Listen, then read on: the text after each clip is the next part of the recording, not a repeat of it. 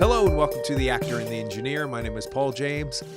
I am the actor. You are definitely the actor. In fact, I saw you be the actor a few weeks ago. So yeah, I had the great fortune to go up there and see you perform in your play up in Virginia, and it was awesome. I had a great time, and I kind of wanted to ask you how it went, but also I wanted to tell you that I think this was my favorite play of yours that I've seen, content wise, and it was a rough part, not rough as in rough. It was a difficult part for you because you kind of have to play a particular note for a lot of the play, and you did a great job. And I think that the other performers were good too, but I think you did a great job. And the Style Weekly review said so as well. So I thought you were awesome, and I was excited to see you. But I only saw the first weekend. You had multiple more performances after that. How did they go after that?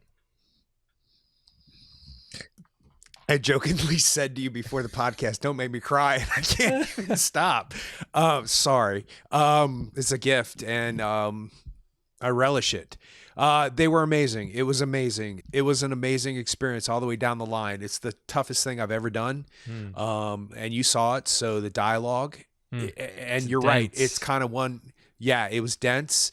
And, get off my yard, angry man for 20 minutes, 30 minutes, if not even longer, in an hour and a half play, and then a complete switch on some level, although resisting it to the very end, very difficult on some kind of level. The emotional part, the page and a half, almost 2-page monologue that I had, it was easiest part of the show for me though. I can't even begin to believe I'm saying that. Something about memorizing monologues is a little bit easier for me. I don't know why. Knock on wood, because now I'm going to get a 4-page monologue and something else I did, which I should, or something else I could do, or would do, or should do.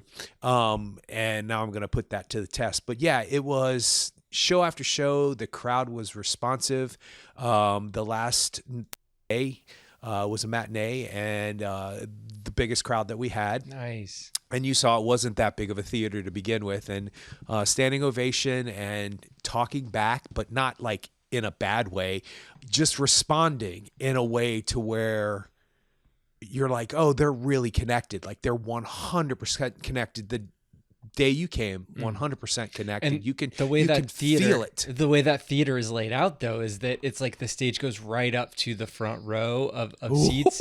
And there are certain scenes where, especially one of the other actors, he is kind of off to the side, right on the edge, and he's going through something, and you could tell, and it's played for comedy purposely, but yeah, you could tell that people were still kind of connecting with that, and it felt it's like a 3D movie that, in the olden days when they had Jaws coming out of the screen at you, it was well, this is happening right here, and it's right there, as opposed to, having a proscenium and then having the separation and an orchestra pit and then a bunch of seat, all that. It was, you were right up next to it. And I thought that was effective, especially for this play, which is, we said it's wordy, but it's wordy for a reason. There's a lot of difficult concepts. It's the lifespan of a fact is the play, and it's who's right, who's wrong, but then what's right, what's wrong, why does he think he's right, why does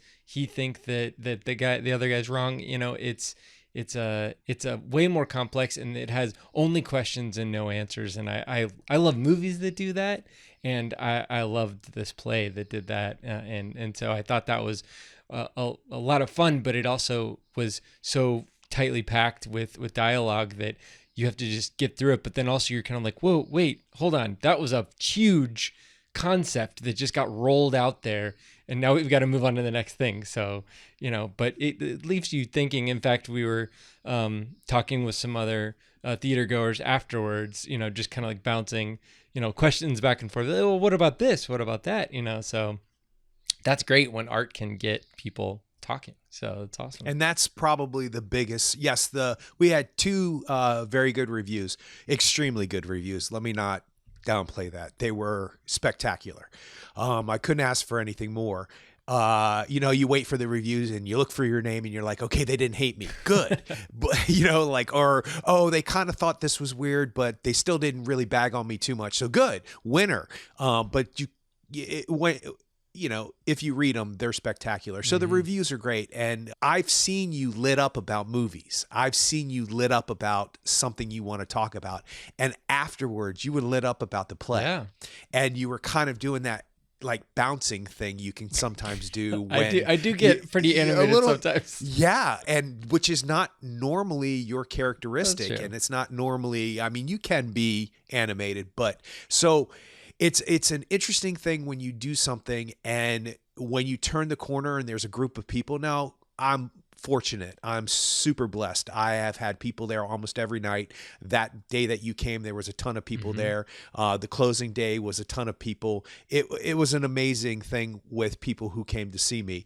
But when you turn the corner and there's a stranger and they want to connect to you and they want to tell you what they thought and they want to give you, and they're touching you, like holding on to your shoulders, like, wow, that was amazing.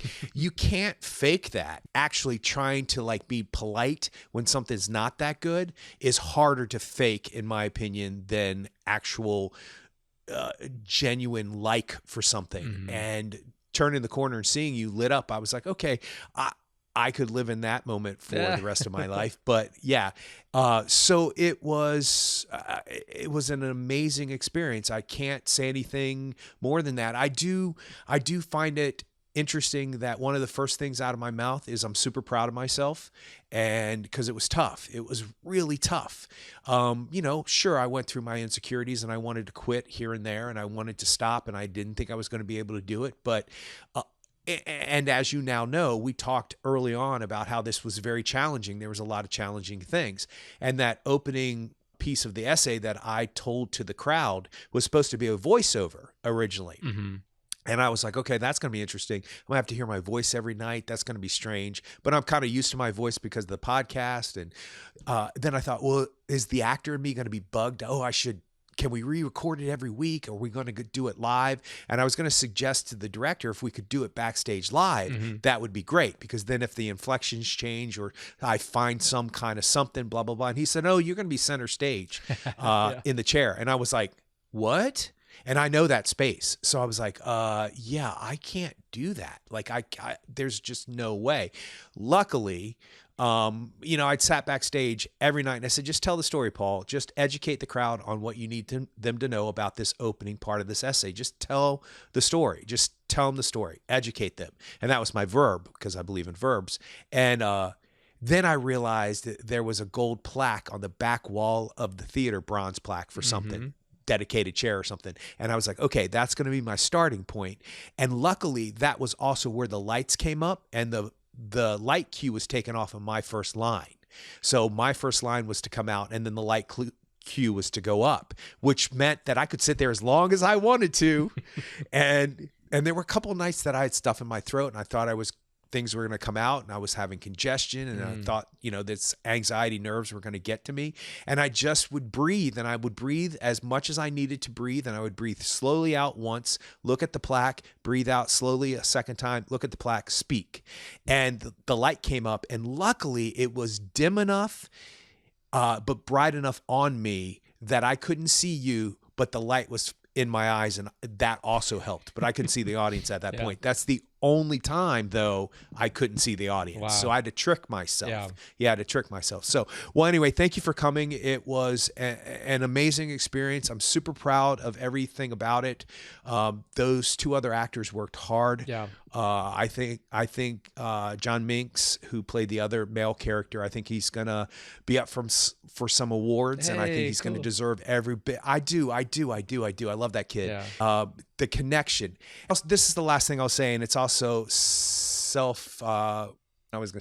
flagellation. I've always thought, that I'm always acting. I'm acting. Yes. I'm acting up here and I feel like I'm acting. It's the first time in my life in 40 years that I didn't feel like I was acting. Wow. There were moments when I would turn and speak to him that I swear it was just me and him.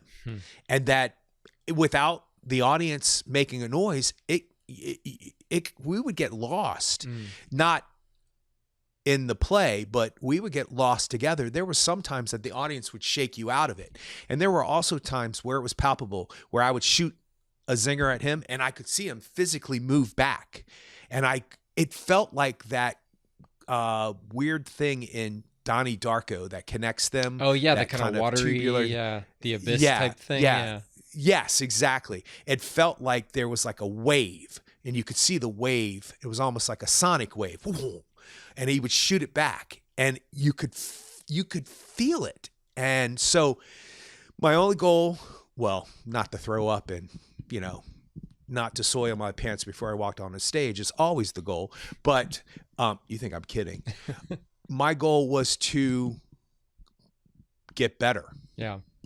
To be better. And I think I did it. Yeah, no, I do. You knocked it out of the park. So I'm not going to ask you when your next play is going to be, but everybody has. But I assume there will be something else, and I look Everybody forward keeps to saying it. that. So, well, thank you again for coming. But I know how all encompassing it is, and I know that it's very, you kind of lock in, and you just gotta. I mean, look what I had to do. Yeah. Look what we had to do. There's no other choice. Mm-hmm. There is, I can't fake that. Yep. I have to know everything. Mm-hmm. And then still glitches happen and Sure. things come out of your mouth that you're like, what? I never said that before. What happened? The last thing I'll say, I swear, is that it is so interesting to hear people repeat back to you what you said on stage. I'll give you a really quick example. I was over at my nephew's house. He's 16 years old, 16. Mm-hmm. And he was all about it. And we were talking about dinner was going to be ready in 15 minutes and 52 seconds, 51 seconds, 50 seconds, 49 seconds. And he goes, it's just 1 second. And I don't know if you remember that from the play, but Yep. you're talking about 1 second. it's like, and he I said wanted it this. verbatim. Wow. Nice. And I was like, okay, well, job done. Wow. Well, speaking of time, at about 2:17 in the morning. 2:17. So it's kind of not funny. I mean, so this movie is funny. It's also scary. It's also, intense, and it's a lot of things. And I think that now, did you see Barbarian? Have you seen that movie? No. Okay, there's a whole section of the podcast that has to be pushed off to the side, and we can't incorporate Barbarian into our conversation because it's a great movie. It's a fun movie as well. It's also a scary movie. It's also kind of like a gross movie too. This one has gross parts too. But Zach Cregger, Barbarian was his first movie. Weapons is his second movie, and that's what we're talking about today. So I think that he is one of the directors who does a great job with tone. Jordan Peele does the same thing. I mean, obviously we got Paul Thomas Anderson movie coming out in like a week. So I'm just beside myself. Should we do the prediction? You can. Something is telling me this is his year. Wow. Something is telling me. I don't even know why. I've seen one trailer. I've heard them talking about as it. a producer or as a director? Director. Okay. All right. Because if it wins Best Picture, he also gets an Academy Award, I believe. Yeah. Honor him. Stack him up. There you go. He deserves every bit of it. But I haven't seen the movie. But, Yeah, I haven't seen the movie. I'm not gonna. I mean, hey man, you know what? I'm there opening night. I've already got my ticket. So I will be your personal housekeeper for the 3 months of the summer next year. If you don't like it. Oh, if I don't like it, oh yeah. Yeah. Okay. I mean, yes, it's a high bar, but I think that PTA is gonna go over it. But either way, I actually wasn't really planning on seeing this movie, Weapons, in the theater until I heard more of like a buzz about it. And then I got to the point where I was just kind of like, I need to see this thing before people start, ruining it. You can't really ruin it. It's not that kind of a movie, but I did enjoy watching it in the theater with people, experiencing it in a crowd, because horror movies, it's like, well, we talked about it with Strange Darling. We've talked about it with, some of the other horror movies. We haven't actually talked about that many horror movies on the podcast, or recent horror movies on the podcast. But yeah, I think that that's one of the comedies and horror movies, and they don't really make comedies as much anymore. So horror movies are kind of like the thing. That's the community, the movie going community. It like, really shows out, and it seems like they have a good time at horror movies. So there were some great jump scares and all that stuff. But what did you? I kind of said, like, floated it out there, and I watched it a while ago, but I just rewatched it again. So was it on your radar, or were you just kind of like, oh, I don't know? Well, it kind of could not be on. I don't want to say not be? Could not be on my radar because of the cast. The cast is stacked. Yeah. And I love every one of them. And a guy at work said it's a masterpiece. And I was like, And everybody talks about Barbarian, which I did not see on purpose just because my mind is now switching back to just regular things. Oh, yeah. So when I was going to stay home and watch Barbarian because I knew you were going to want to talk about it, but I just couldn't. What did you watch? Like the Great British Baking Show or something? Well, that would not be far-fetched to guess that. But I have been flipping back and forth from a few things, but I actually went back out and saw Fantastic Four again in the theater. That's got Julia Garner in it. Yeah, and I thought about that, and I was like, oh, we adore her. Yeah. Like, we love her. So it was on my radar, but nothing. I didn't know. I had this sense, and I think I was right, that it wasn't really a horror picture, and it wasn't really, is it supposed to be a fable? Is it supposed to be saying something that it's not saying? Like, what is this movie? You see an empty classroom and immediately your brain goes somewhere. So I was like, is this what this is? I'm not sure. It's a ride, and I enjoyed the ride, and I love the Rashomon style characters, different characters, and how they intersect. I couldn't wait when you meet the guy outside the store. Hey man, can I get some money for a bus? Who becomes who you find out later on. Yeah, I was gonna say junkie. I'm not sure what the politically correct term is, but drug addict. There you go. I felt a little bit better about that. Okay. Anyway, not that I really am worried. Trust me. But yeah, so I was like, okay, well, you see him twice, so you're going to see him again. Okay, when's that going to happen? And then what's going on with this house? And wait a second, why is there only one kid? So I was intrigued. I thought it was fascinating. I thought the whole opening was fascinating with the kids running with their Peter Pan flying wing arms. They're kind of like missile arms, It's like plane weapons, arms. Right.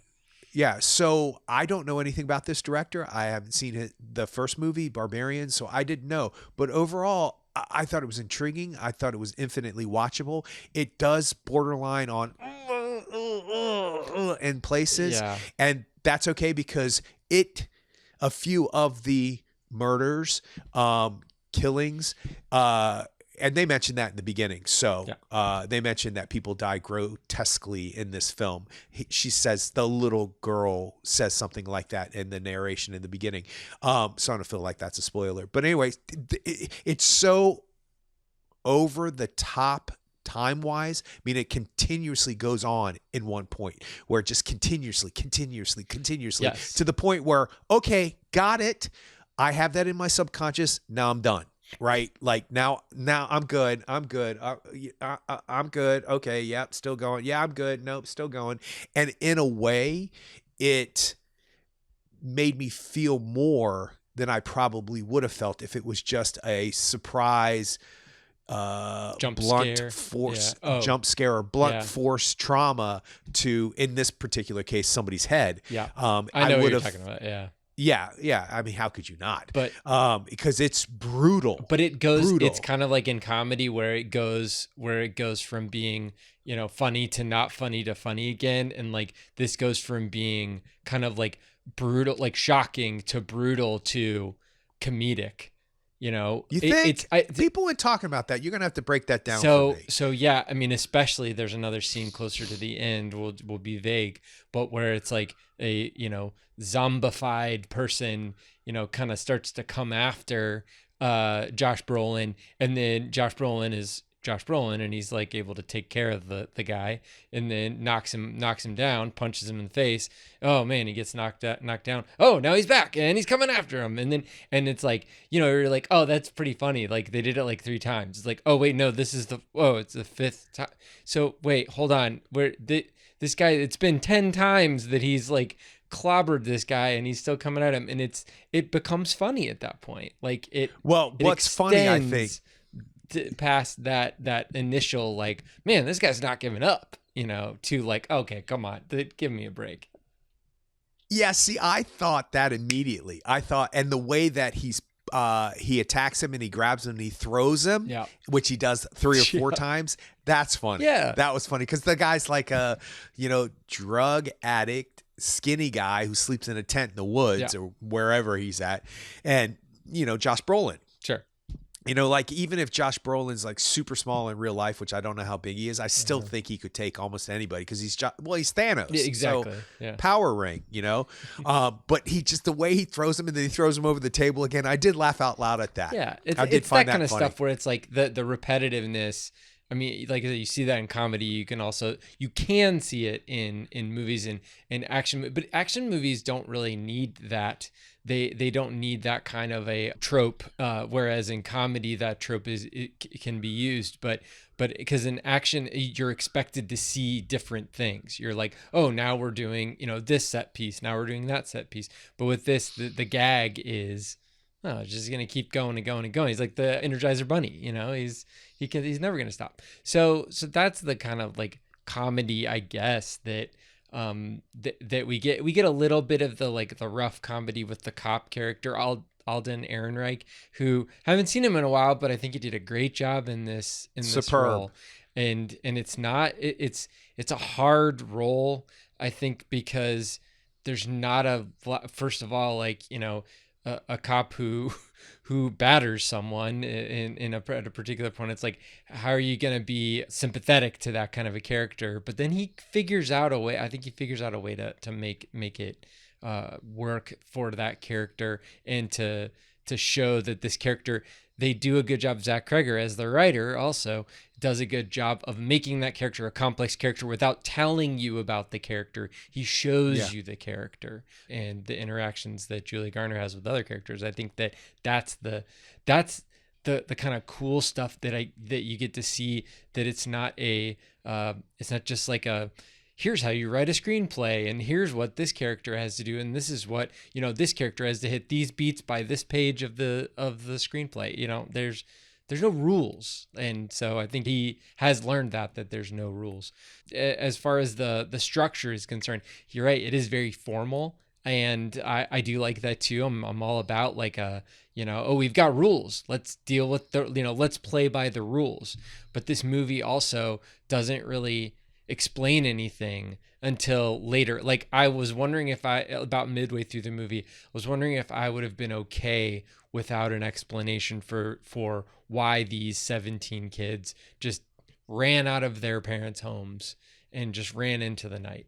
I was wondering if I would have been okay with there being not like a formal explanation for it, but I didn't have to worry too much because there was a formal explanation for it. And then, the next question is like, oh, is it a satisfying formal explanation? I think that there's definitely some kind of like not plot holes, but there's definitely some kind of questions I would have, practical questions I would have about. I have a couple practical questions really, too.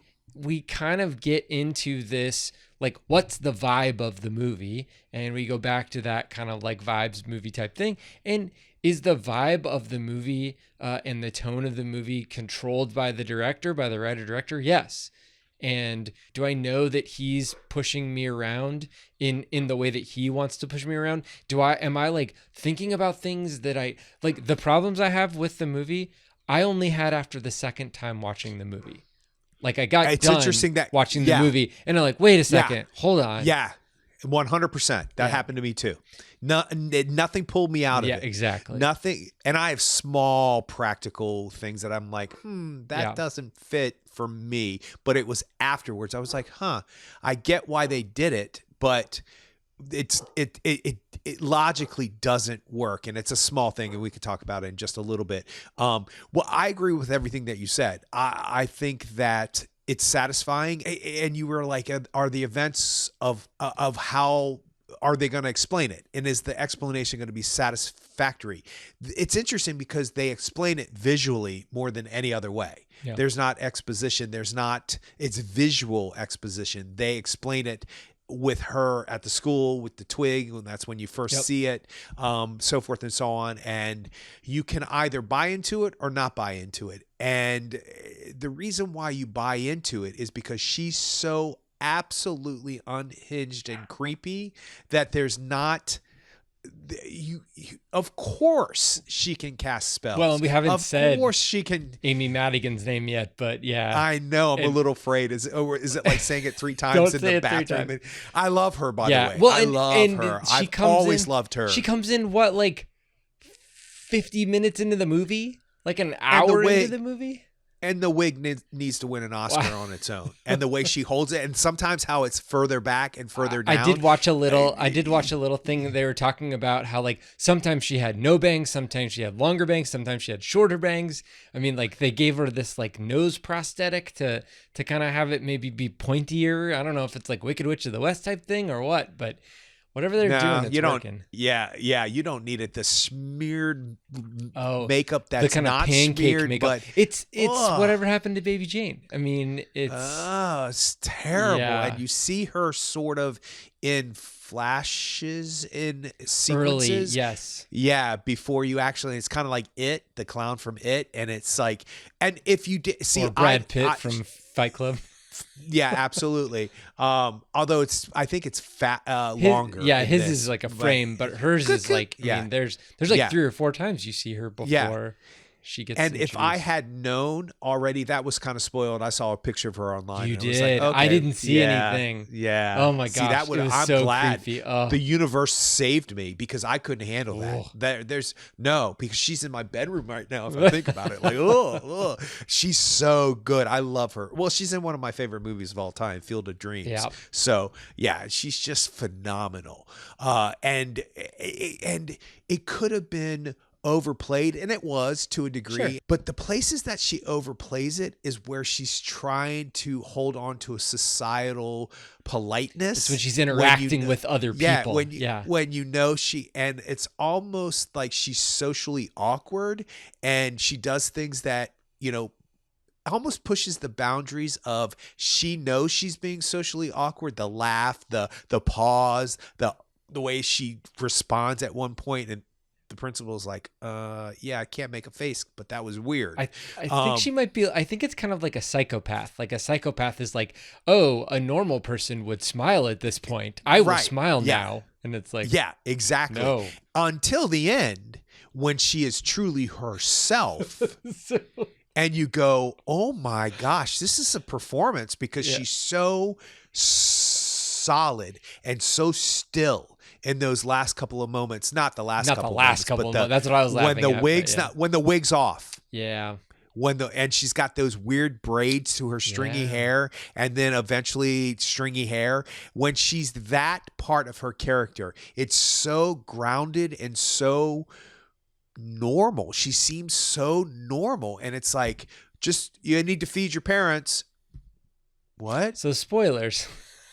Yeah. I think we need to get into spoilers. I was just thinking, like, what if somebody has never watched this movie? They wouldn't even know what this movie is about. I mean, we said that 17 kids went missing from a classroom, but that's about it. Like, I guess that's really all you need to know. I mean, if you're not in on that concept, 17 kids missing, 1 kid's in the classroom, then, and the teacher, is there still, then, that's all you need to know. That's the pitch.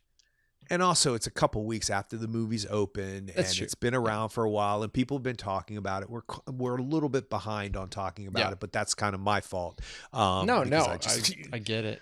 Believe me, I've been very busy as well. But well, I mean, we have like multiple we have 2 control rooms, and we ended up moving one whole, like, imagine like how we direct and produce and, audio, all that stuff for a newscast. Like, imagine taking all of that equipment and moving it to a different location and then making sure it works. We did that in 2 days this week. So goodness. It was a lot. So yeah, but But anyway, it's done. So That's the reason why we're talking about weapons now. I'm much happier to, now that we're good. past that. But anyway, so yeah, I loved so Zach Cregger as a writer director, he does have a similar path to Jordan Peele in that he was a part of a sketch group, a comedy sketch group called The Whitest Kids You Know. And after that, he had written some screenplays, and then he ended up getting funding to make Barbarian, and so that was his first screenplay, smaller budget, all that stuff. But then it did really well, and it became kind of like a cult type movie, and he got a bigger budget for this movie, and so this is I think this is really kind of him hitting his stride. But the movie is very personal. Have you read anything about it? Okay, so he just lost a friend, and a friend passed away, and he was feeling bad about that. And then so he kind of started off with this kind of, this girl tells a story about how something happened in her school, and all these kids left their houses and they were gone, and it's been a month and nobody knows where they are. And so he's kind of like drawing that kind of parallel, and he used that as a jumping off point for other stuff, as far as when you come home and your parents are despondent, like his parents were. I mean, they were despondent for a reason, because we already said spoilers, because his aunt is possessing them essentially and trying to suck the life force from them, I guess. Like that's pretty much what I'm manipulate their life force. Yeah, she's trying to charge her battery with their life. Right. And it's like, well, now it's not good enough. Like, 2 adults here aren't good enough. And so now I need 17 children. So yeah, she's kind of doing that. But then the kid, when he comes home from school, you can tell that he feels somewhat guilty about it. And you can also tell that he, it doesn't know how to interact with his parents, doesn't know how to interact with his dad. Zach Cregger's dad was an alcoholic, and what made his life at home when he was growing up very difficult. And so he had a lot of those days where he would come home and just be worried about, how his dad was going to react. He wasn't able to connect with his dad. The Josh Brolin character kind of has a breakdown in the movie, saying, hey, I didn't know, I want to tell you I love you, but I can't do that. I haven't been able to do that in the past, and I'm really trying to work on it, and blah, blah, blah. Just kind of like regretting all of these things that had happened beforehand. And I don't know if you noticed, but that his son, Matthew, that character is the bully of Alex. Yeah, no, and I didn't realize that till the second time I watched it. But no, I picked up when he was down looking, I was like, it's going to be that kid. I know it's going to be that kid. I knew it. So for you, that was kind of like the reveal. And for me, I had to like go back and like, I was watching it in a second. I was like, hey, wait, isn't that kid that's bullying Alex? No, okay. I kind of figured it too, because the bully, everything comes back in this movie. Everything comes back 2 or 3 times, actually. Oh, obviously it does, because you're seeing it from a bunch of different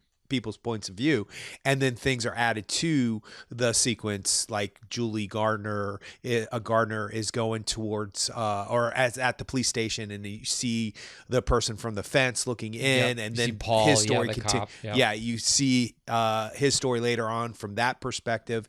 That made no sense, but if you've seen the movie, you know what I'm talking about. So I wasn't surprised that was the bully. I was surprised that they didn't play into it a little bit more, but I don't think you could. But see, it's that whole, I think it's that whole, like, Zach Cregger, I believe he thinks that like he doesn't need to really like plant the flag of like, this kid doesn't have a dad who tells him he loves him, therefore he bullies. Like, it's like, oh, geez, why are we spending all of this dialogue on this? You're right. You're right. And it's like, we've seen it enough. I mean, we've seen it enough. Yeah. We've seen it in real life. We've seen it in movies. You're right. That's just part of it. So, so he's 90%. He's leaning on the experiences of people in real life and in other movies where there is a bully to put together the pieces. So I thought that was kind of cool. The other thing about 217 was that I guess that he actually said that Zach Cregger said that it was a reference to Room 217 in the book The Shining. So of course it is. right? Of course it is. So, but yeah, and there's Kubrick. 17 kids, I guess. I don't know if you want to like really go deep, dig deep, I guess. And really, the main reason is because that's when she snapped the twig at 217. Absolutely. So. Yeah, listen, any number after midnight with a 10-year-old kid running through the streets is not going to be good. Yeah. So it could have been 111. It could have been 113. It could have been anything. 333. How was that vibe that with the George Harrison song at the beginning, and in slow motion, those kids running in slow motion? That's I did get Donnie Darko vibes with that. Donnie Darko, Tarantino, Paul Thomas Anderson. Yeah. There's a Thomas lot Anderson, of things that the James Gunn with the music, where you think one thing's going to happen, then another thing's going to happen. I thought it was smart because you don't associate George Harrison, at least I don't associate George Harrison with horror. Children running through the streets like Peter Pan at 2:17 a.m. You just don't. Yeah. And that's actually, isn't that called something? Isn't there a term for that where the opposite is true? It's like counter programming or counter. Is that what juxtaposition it is? Type thing? Yeah, something incongruent. Is that the word? That sounds right. Yeah. Ooh, but look at that. There you go. Yeah, that's I know. That's right. Learn a few words in a play. Look what happens. Now you're the don't even thesaurus. I can't even say it. You're the thesaurus. You can't see, but over here on my door are half sheets of construction paper that I cut in half and wrote all the words I didn't know for the play on it. The definitions, the phonetic breakdown, and would review them every day. They're all the way around this door and they're all the way around this one side of the wall. All the names, like you were hitting Sontag, you were hitting like all of those kind of like literary names. You have this whole litany of names you have to say in a very quick succession. I was like, and he wanted it even quicker. And I was like, yeah. But you know what? I'll tell you the truth. I'm a researcher and I believe in research, but I also believe that whatever works for you. So if you don't, you don't. But in order to get that out of my mouth, I had to know something about them. I had to have some reference. Like I knew Thoreau and Orwell, and I know a lot of those writers, essayists. And I know a lot of who he was talking about initially. You know, I've heard of Daniel Medicare and Mr. Sean's New Yorker. I've heard of all that stuff that I mentioned at some point, but I researched it because I just felt like I needed to know. Anyway, back to the movie. So I thought that was great. The George Harrison song was great. It was unsettling. And that's, I think, the way. I was glad I didn't get popcorn during this movie, and super glad I did get popcorn, which I haven't had at the theater in a while, at the Fantastic Four, because it was so good. That fake butter is ridiculous. Like, you know, it's taking seconds off your life, but you don't care because it's so delicious. It's so fake, but it's so good. There's a couple little kind of in jokes in the movie. Justin Long is in like 2 scenes of this movie, for a minute. Yeah. And it's like, I looked at that when I watched the second, it was 44 minutes into the movie, and he shows up late into Barbarian as well. So I wanted to see, like, I didn't see if I could like rent Barbarian or whatever yet, but yeah, I do want to see Barbarian again at some point. I want to see if like they lined that kind of thing up. Have you seen Russian Doll? Have you seen that show? No. Oh man, it's good. No. There's a song that she plays, that Justine plays for Paul after they have sex, and it's this like, gotta get up, gotta get out, da da da da. That's the song. Like, so Russian Doll is like Groundhog Day essentially, but just a different kind of version. You know how it's like, and put your little hand in mine. That's Groundhog Day, and you hear that same, and put your, well, in Russian Doll, it's gotta get up, gotta get out, da da da da. It's every single time, that it resets. So I heard that and I was like, where have I heard that song before? And that's what it was. So is it the same song that Marla sings in Fight Club? No. Gotta get out. No. Gotta get out of this. I don't. Merry-go-round. You know what I'm talking about? I don't know. I can't believe. I mean, I do know that, but I don't know know what that. song is. I'm not Which sure. ironically would be the same, not ironically, interestingly, that's all sort of the same thing we're talking about. Yeah, in Groundhog but also Day. got to get up, got to get out. Like she should get out. Like they should escape because one of them is gonna die and one of them is gonna be traumatized. Yeah, and you just got drunk for the first time in forever and slept around on your girl. I also do like, how we talked about the Rashomon thing. How when we look at that interaction between them, they're at the bar, the first time we see her, they're at the bar, he comes in, he doesn't want to drink, she finds out that him and his girlfriend are not a thing or whatever. And then it immediately cuts to the morning and she plays him that song and then she drops him off and then she leaves. Well, but for him, he comes in, he hugs her. I don't even know if they sit down, but then it immediately cuts to them having sex and then him in his car. So it's like, you knew it was happening as soon as he walked through the bar door. Yeah. You don't go in. Your ex, who you still have the hots for, because it's obvious you do. Yeah. I mean, it's obvious. But he takes that pause when he sees her in the beginning. That text was at the most opportune time for him emotionally. Because his girlfriend was out of town. He's an alcoholic. His girlfriend, who's helping him stay on the right track, is out of town. Someone who's a bad influence texts him right after he has a scary run-in with potentially someone who may have diseases, Yeah, that's true. And so let's get drunk and sleep around. He also, on top of all that, he also assaulted that guy. Yeah, he did. He's hardcore too. He's like at the lowest as a police officer at that point, potentially. And then she's like, ding, hey. When he pulled up to the bar, he should have pulled away. Oh, totally. If he walked in, come on. Yeah. He needed a bit more background. As soon as he responded to the text, if he responded to the text, he knew. He knew. And she did too. His girlfriend did too. Oh, yeah. Do you have June Diane Raphael? She is hilarious. I love her. She's great. I love her. She's married to Paul Scheer, who's also another comedic. They're both comedic actors, but yeah, they're great. She's in a lot of great comedy. Great. Grace and Frankie. Oh, she's in Grace and Frankie? Oh, cool. Yeah. What's the Charlize Theron where she's running for president and Seth Rogen? Yeah. First something.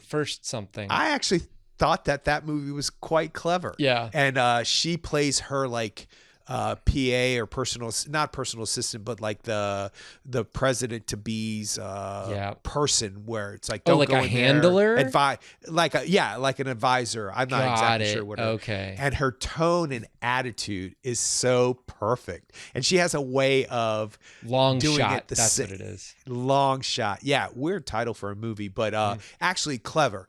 Do I think it completely worked and would I buy into it? No, but it was funny while I was watching. I was glad I saw it. Anyway, she's in there. But yeah, so what's going on. He knew what was going on. He gets get out of, and she knew too. Yeah. No, I'm not saying that. I just mean like the way that it was framed. It's framed like from hers. It's like, oh, look, it's nice. I've got a coffee. I'm playing him a song. And from him, it's just like, boom, sex. And then now we move on.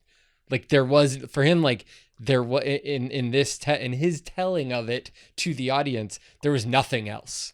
It was just that. Yeah, but don't you think that's okay? That's interesting. That's an interesting point you're making. But that's only because that's the fill-in to got to get up, got to get out of here, and then he turns around and spins, and they've been drinking. Yeah. By the way, he's like, hey, stop that conversation at the bar, and then instantaneous, like, hard cut, brutal grunting sex scene. That's just the fill-in. I get what you're saying. The way you're interpreting it's like much more her view, his view. Yeah. But it's the fill-in. Sure, it's like, did they actually have sex or not? Yeah. And sure enough, what would be interesting is her interpretation of what that sexual experience was like versus what his interpretation of the sexual experience. Then you could give the analysis apples that for apples, like actual Rashomon, because that's what actual Rashomon. Right.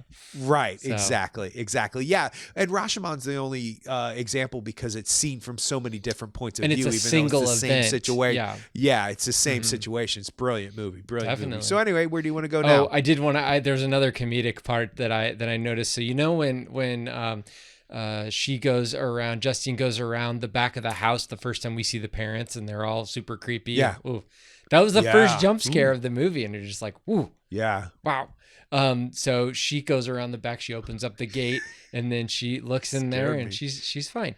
But well, she's not fine, but she opens up the gate, gets through the gate just fine. But when the drug addict character James goes in there, he's like tries to go through the gate, and he pushes the gate, and then he squeezes through it, and then you see the gate pop open the other way.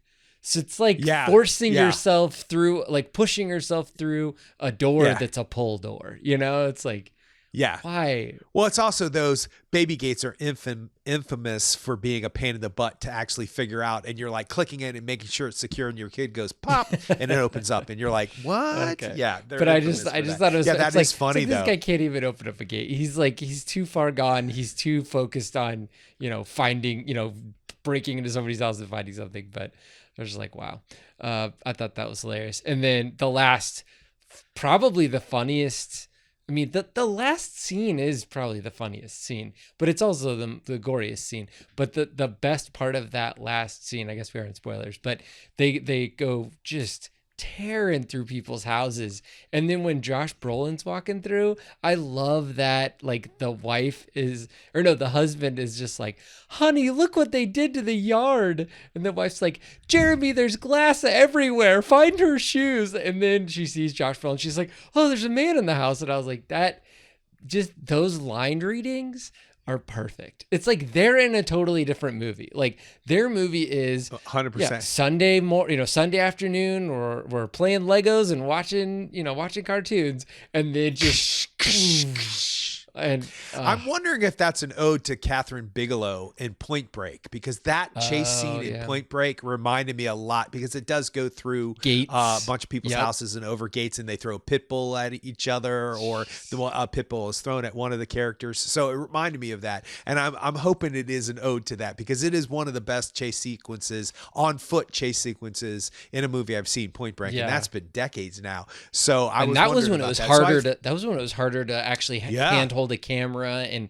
actually, because those cameras were super heavy, and so now it's like you can have a really small digital camera and go anywhere, put it anywhere, no problem. And you could tell in Point Break, because they fall on things that wasn't exactly how they were supposed to go. They slip, and they just kept it all in there. So I have 3 things I need to talk to you about.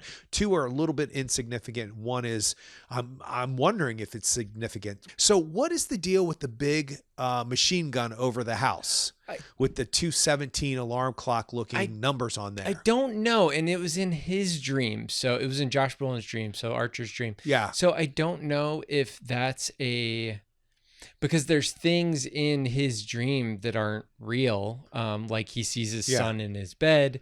I mean, and obviously that gun was not real.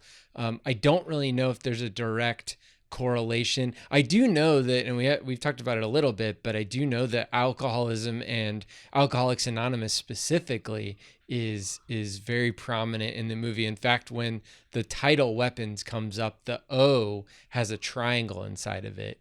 And I didn't know that's representing the Alcoholics Anonymous logo or symbol, which is a triangle inside of a circle, and there's like 3 pillars to Alcoholics Anonymous and all this stuff. So that is a direct reference. Also, the bell that she rings has 6 on it, but it also has an upside down triangle with which some people are saying it's like, it's the opposite of what Alcoholics Anonymous is. And you can like draw a whole parallel of, what she does to the parents, what she does to anybody she runs across is like her sucking the life force away from. You could say that like for an alcoholic, that alcohol is kind of like changing the person, dulling the person, sucking the life out of the person, and it affects all the people around them, and that person may be gone or may be, despondent based on that alcohol. So she could be a representation of what alcohol does to people. So that's the allegory, or not allegory, but the corollary, I guess. So it's hard pressed to not try to find a connection between a machine gun floating over top of a house and 17 children not in a classroom. I mean, we are in America. As far as, but there doesn't seem to be much else that matches up with that allegory or that metaphor. He also doesn't know. He also doesn't know where the kids are at that point in the movie. So that could be, I don't know why it's there. I really don't. I mean, and I'm not trying to like make an excuse, but I really don't know. I like that you say you don't know, because I don't know either. And I was trying to connect it to something else. And I was like, okay, remember It Follows? And I had that big, long explanation about what I thought it was. And you're like, it's a nightmare. And I was like, oh, okay. So now that sticks in my head where I'm like, okay. But it's also, it also could totally have been, I mean, a lot of people have 100%. Said that it's, corollary for AIDS or 100%. And that's what I got from it. And that's what I think art does. And I love that. But if it wasn't for the explanation about how they are the weapons, the kids are the weapons, then I would have put the two and two together, because like I said earlier on, when you see an empty classroom and only one kid and all this trauma and stuff like that, one could very easily say this is what people are going through when there's a mass shooting in a school, and that this is the way that the director writer wanted to express it without trying to, knock it over your head and look at the trauma that it causes. It twists people into doing things that they never would do. I mean, there's a lot of things you can connect to it, but I don't think they're in the movie. Well, in this movie, there aren't any weapons. The people are the weapons. Well, that's what she says. And so like she doesn't need a gun, because she could just have Benedict Wong go after his partner. And that's what she says. But when you're dealing with, and maybe I'm looking too deep into it, but when you're looking at, and I can't imagine, thank goodness, that I can't, but I can put myself somewhere in the mindset of what it must be like to have to deal with something like that in life. I can't even begin to imagine. I want to be sensitive to the subject of, young people losing their lives over the issues that we have in America. And so, yes, there are the people are the weapons, but the way that the people react after these children went missing, and he's the principal. Yeah. So one could say that a principal who had to deal with this in real life obviously is going to be a changed person after that, and what the ramifications of their life is after that are affected by this tragedy that happens. And the movie could be doing it to show you what that felt like, even though it's not what it looks like in the movie, because it's about an emotional response to it. It's about an emotional reaction to it. I think I'm digging a little too deep beneath the wrong subject, because the movie doesn't back that up, in my opinion. Okay, so go ahead. It would be one thing if there were motives for each of the people who attack the other person, for them to need to attack the other person. Josh Brolin attacking the teacher. She was the teacher of the class where his son, disappeared from. Okay, maybe in that realm you could say that, but the Benedict Wong, the Marcus character, attacking his partner, there's no reason for that. The drug addict attacking Josh Brolin, there's no reason for that. They've never even seen each other. Sure. So it kind of falls apart there. It does, but one might say that it takes a village, right? So everybody is affected on some kind of level to this tragedy that happens. And the principal, his relationship with his husband breaks apart because he doesn't know how to handle his emotions after 17 of his children have disappeared, whether or not it was. So he goes after his partner, then he goes after the teacher. Okay, I mean that him going after the teacher makes a little bit more sense, but him going after his partner seems a bit, yeah. I think if it's an allegory for everything, nothing's going to make sense, and nothing has a legitimate make sense moment. It's about an emotional response to how something as tragic as that could possibly, how your psyche deals with it. To me, I'm not buying it. That theory starts getting into like mother territory, and where it's like everything has a purpose and everything has a piece and every piece is in its place, and it's like, yeah, even but you lost me.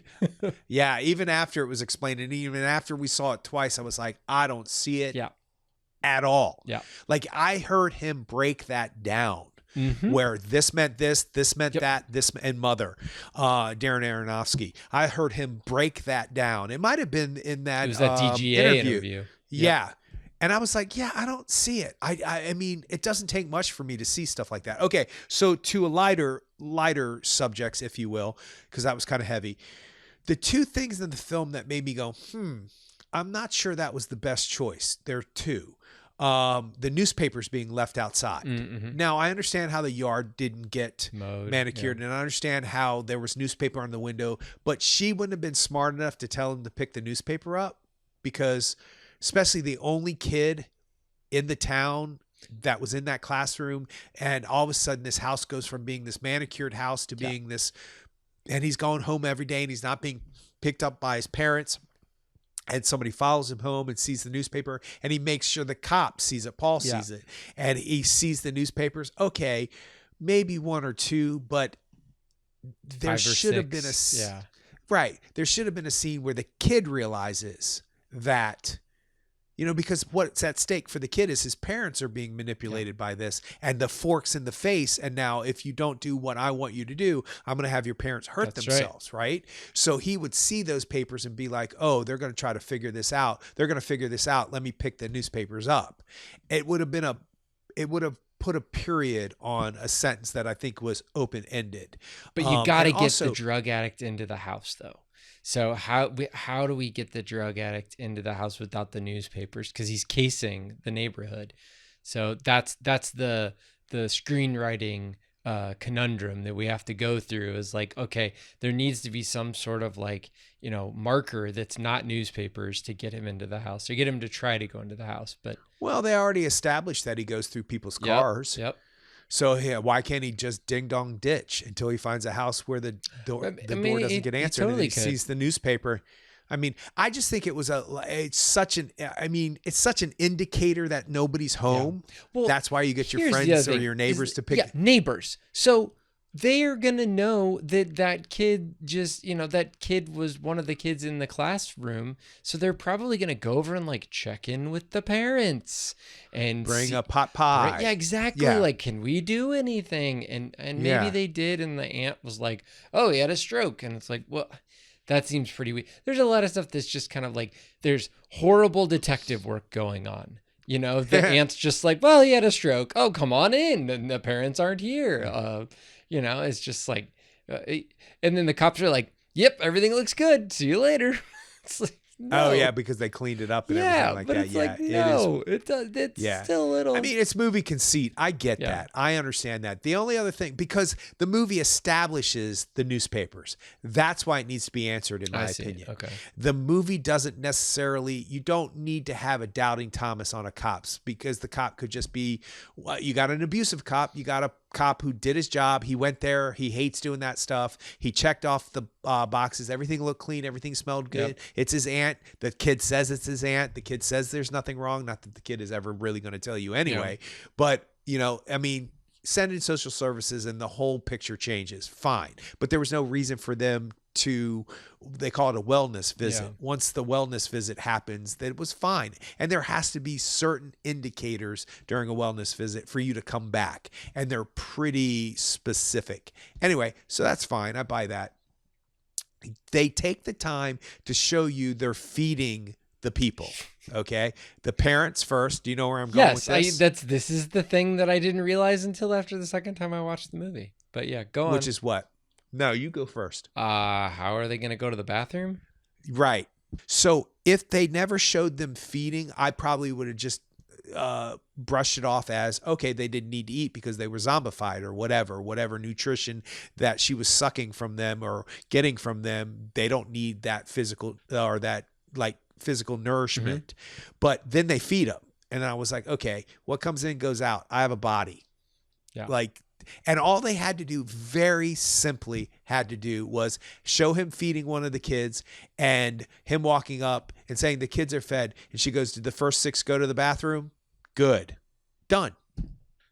And you could have seen maybe 1 or 2 of them come out of the bathroom if you wanted to extend it that far, but you needed to mention that she was controlling that too. Yeah. And it would have just settled my mind. And maybe she is. Maybe she is. Minor. Maybe she's controlling it. Maybe she's telling them, okay, go. Because like when the cop Then comes we out. need to see yeah, it. But when the cop or comes hear out it. and is like, hello, come inside. Yeah. Well, of course, that's what he's doing. She's But controlling him to do that. 100%. So why, if you need to feed them, they need to evacuate.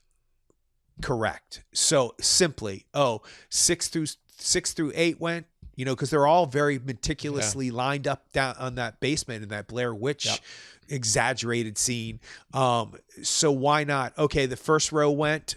Good. We'll worry about the last 3 rows tomorrow. That was the one jump scare that got everybody in my theater when I saw it, was when they're down. When Josh Brolin's down in the basement and he's looking for his son, and she's in the corner and like leaps for him and grabs that thing off of his neck. Yeah, that was that got me. No, that bueno. really got me. I don't like things like that at Most all. of those jump scares time. didn't get me, but that one got me. I'm a jump scare sucker. Especially the silly ones with cats. Yeah. Oh yeah. Every time. So the other thing I was just thinking about was that Josh Brolin is possessed for 5 minutes or something, but and then he snaps out of it totally fine. But the parents were in it for a month plus, and the kids were in it for over a month. And I guess the kids at the very end, the narrator, she says that, some of the kids even started talking this past year, sort of talking. She says something. Yeah. Have kind of started to talk again, But that means, I think it means that it's a cumulative effect. The longer that you're in that enthralled state, is that that affects you even more, because the parents may never come back and the kids potentially are going to start coming back. But Josh Brolin just snapped right out of it. So because he was under for a short period of time. 5 minutes, that makes sense.